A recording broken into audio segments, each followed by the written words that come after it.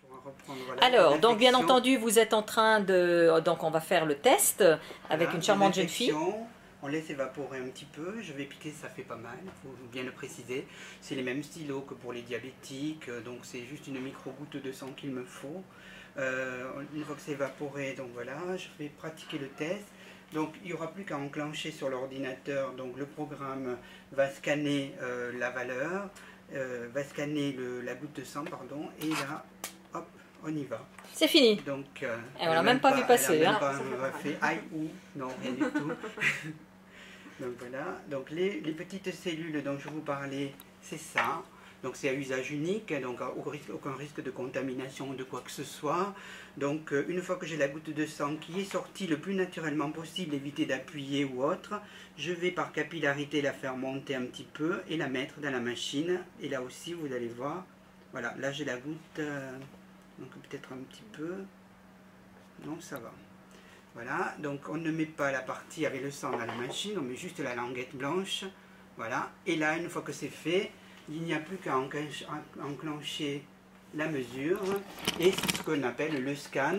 Vous voyez, ça va mettre 20 secondes et pas plus pour nous dire si dans cette goutte de sang, on est à un équilibre entre les antioxydants et les radicaux libres, ou s'il y a un excès ou un défaut. Après, bien sûr, le travail le plus long et le plus important, c'est celui de l'interprétation par rapport à la personne, son niveau de vie, sa façon de consommer, de s'alimenter, etc. Donc voilà le score. Donc le score dit 207. C'est un petit peu élevé. Oui, c'est un petit peu élevé, un petit peu comme la dernière fois finalement. Alors, la dernière fois, on était dans la... Encore un peu plus, 220 et quelques, non? Non, moins, je crois, justement. Alors là, donc... J'étais dans le vert. On peut dire que tu es entre les 20 et 20-35? Oui. Oui, Oui, encore. Hein. 20-35. Donc c'est cette échelle, puisque ça tient compte de l'âge, ça tient compte du sexe, puisqu'on n'est pas tous pareils, et même on peut moduler le résultat en fonction du BMI, de l'indice de masse corporelle, etc. Donc là, on est avec une échelle pour les femmes de 20-35 ans, où la zone de confort est entre 150 et 190, on va dire. Donc 207, c'est rien d'extraordinairement haut. On est dans une zone orange et pas rouge. Hein. Donc cette zone orange signifie que tu produis beaucoup plus d'antioxydants que nécessaire. Et c'est peut-être, et là c'est le cas par excellence, lié au sport. Oui. Si tu as fait hier du vélo ou des choses comme ça, ce matin aussi, bah, et c'est pas que 1 kilomètre, c'est une dizaine de kilomètres. Voilà, donc voilà. Donc nous, on a quelqu'un en face là qui... Et justement, c'est bien parce que le fait de mesurer et d'éviter d'être justement, même pour les grands sportifs, dans des zones qui peuvent être par là, et c'est le cas souvent, les marathoniens, le jour de leur compétition, sont tellement surentraînés que tout d'un coup, le système craque. Et là, c'est justement comme ça qu'ils se sont rendus compte, ils ne comprenaient pas pourquoi des gens hyper entraînés, tout d'un coup, n'arrivaient pas à tenir la compétition.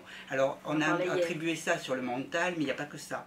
Il y a le corps, et donc c'est justement comme ça qu'on a pu mettre en relation ces excès d'antioxydants chez les sportifs qui pouvaient déclencher des compétitions ratées complètement, et incompréhensiblement, voilà. Donc c'est de là qu'est né un peu le test EDEL. Voilà. Et maintenant, on sait qu'on peut très bien appliquer ça à n'importe qui, même si on n'est pas des grands sportifs. Moi-même, je ne suis pas un grand.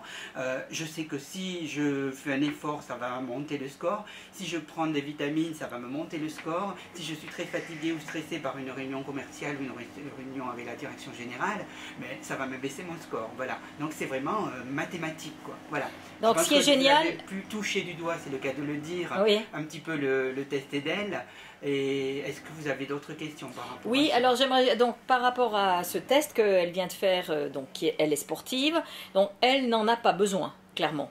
Alors, elle n'a pas besoin d'antioxydants puisqu'elle en a un petit peu trop, mais par contre, elle aura peut-être besoin d'un relaxant.